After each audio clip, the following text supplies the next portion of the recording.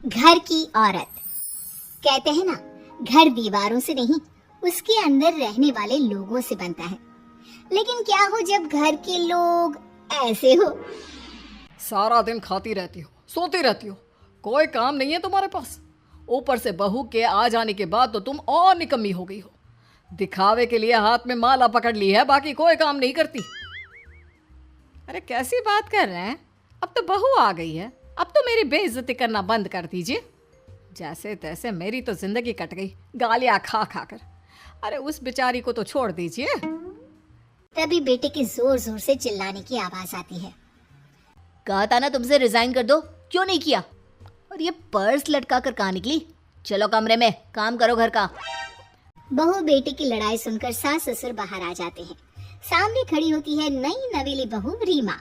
देख लीजिए माँ जी, शादी से पहले तो मेरे माँ पापा के सामने कहा था कि शादी के बाद नौकरी करने देंगे, लेकिन अब क्या कह रहे हैं? तो तुम माँ जी को क्यों बोल रही है बहू? तब उसका मन रहा होगा, अब नहीं है। पर पिताजी, उसके मन से मेरा करियर तो नहीं चल सकता ना।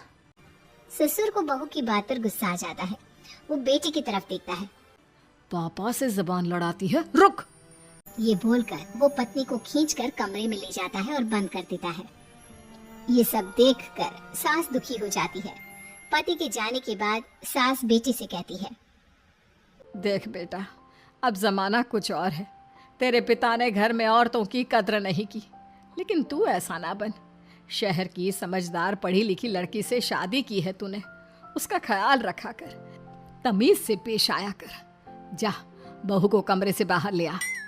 लेकिन बेटा नहीं मानता और बहू कमरे में सारा दिन बंद रहती है। शाम को बेटा बाहर जाता है कि सास चाय और बिस्कुट लेकर बहू के कमरे में जाती है। बहू बेटा ये ले, चाय पी ले।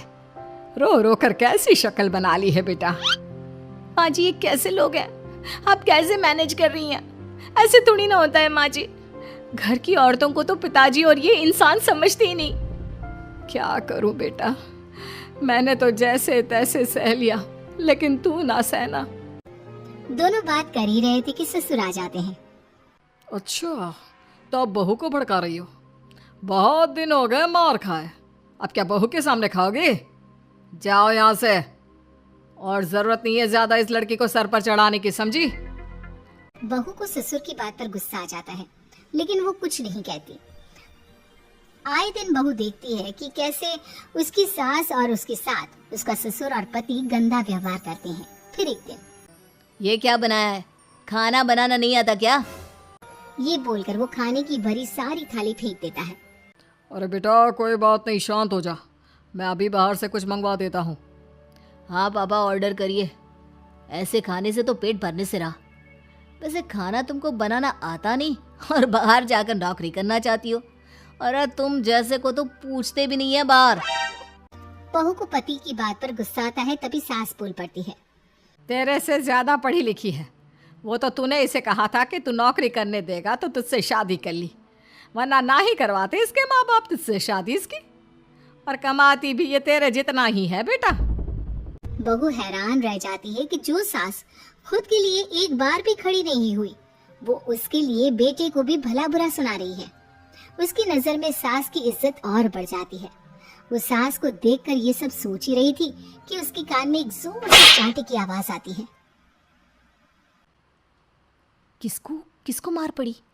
वो देख ही रही होती है कि उसकी नजर जमीन पर बैठी सास पर पड़ती है। अभी तो धीरे से मारा, फिर जुबान खोली ना तो ऐसा मारूंगा कि कान के पर्दे फट जाएंगे। सास रो रही थी। बेटा और पति वहां से चले जाते हैं। पिताजी अच्छा किया माँ को जोर का चांटा लगाकर। आगे से जबान खोलने से पहले 4 बार सोचेंगी। बड़ी आई। दोनों हंसते हुए वहां से निकल जाते हैं। बहू सास को उठाती है और पानी देती है। मैंने ये दिन रोज देखे हैं बहू, लेकिन तू नहीं सहना। तू अपना जीवन अपने अनुसार जीना। शादी के वक्त मैंने तेरी माँ से बात करने की कोशिश की थी, उन्हें बताया था, लेकिन वो नहीं मानी। बहू सास को पकड़कर रोने लगती है। वो इसलिए नहीं मानी क्योंकि वो मेरी सगी माँ नहीं है।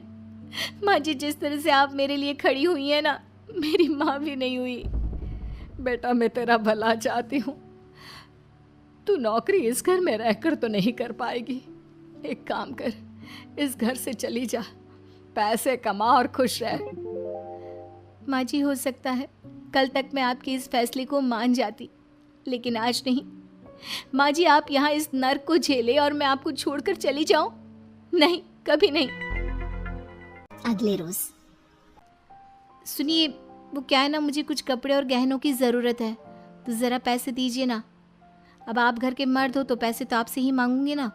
बुरा तो नहीं लग रहा ना आपको? नहीं नहीं, बुरा क्यों लगेगा। ये लो कार्ड, कर लेना शॉपिंग।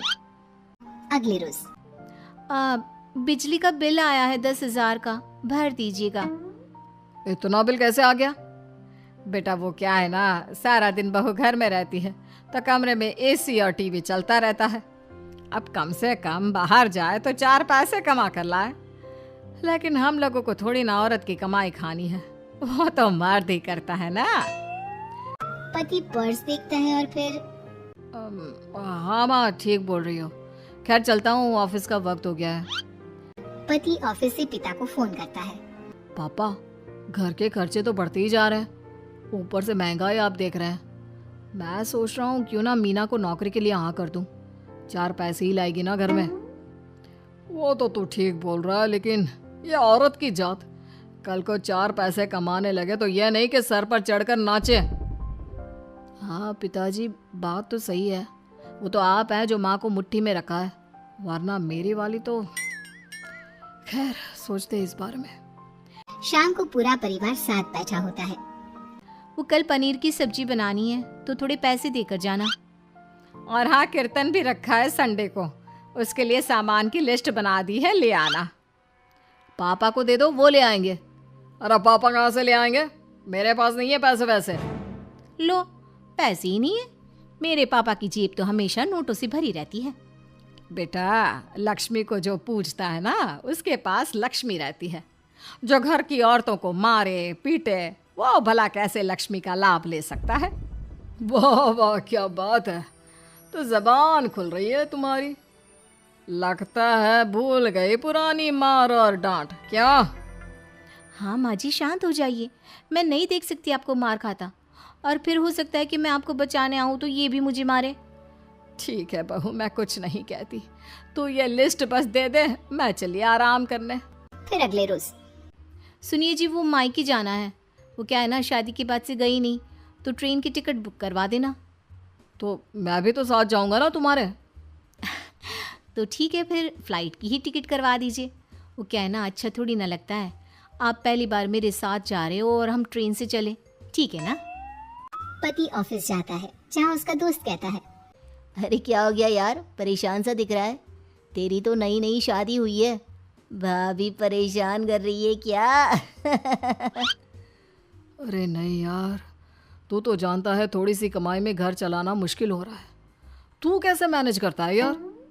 कैसे क्या यार, तू जानता है ना मेरी बीवी रिया को, वो टीचर है, फिर घर में ट्यूशन करती है, साथ में बच्चे भी पढ़ लेते हैं।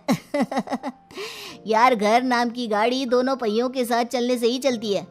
वो भी कमाती है और मैं भी, और चल रहा है घर बस।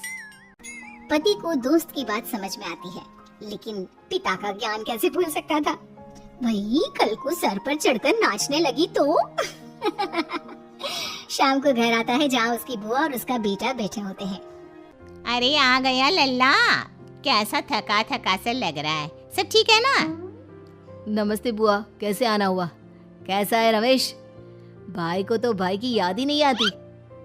अरे नहीं नहीं भैया, याद नहीं आती तो यहाँ कैसे आता? ये लीजिए मेरी शादी का कार्ड, जरूर आना। पति कार्ड खोलता है। डॉक्टर रश्मि? अरे वाह, तेरी होने वाली बीवी डॉक्टर है। और क्या भैया, आपकी बीवी इंजीनियर तो मेरी डॉक्टर। तभी वहाँ सास आ जाती है। अरे जब घर में ही बिठाना है बेचारी को, तो काहे का इंजीनियर है, तो काम वाली ही, घर का काम करती है और आराम। इतनी पढ़ी लिखी लड़की को घर पर क्यों बिठा रखा है? अरे बहू कहीं झोला छाप डिग्री तो नहीं लेकर आई है? पत्नी की बुराई सुनकर पति को गुस्सा आता है। नहीं बुआ, यूनिवर्सिटी टॉपर है मेरी मीना, और हाँ बड़ी कंपनी में काम भी करती है। बस शादी के बाद कुछ महीनों की छुट्टी ली थी, अगले हफ्ते से ऑफिस शुरू हो जाएगा। क्यों मीना? तभी ससुर आ जाते हैं। हाँ, लेकिन फिर घर का काम कैसे होगा? और पैसे कमाने लगेगी तो सर पर। पिता की बात पूरी नहीं हुई कि बेटा सर पर चढ़ने का हक है उसका पापा। पत्नी है वो मेरी, यानी मेरे घर की रानी। और रानियां तो सर का ताज होती है। क्यों मीना? मीना पति की बात सुनकर शर्मा जाती है।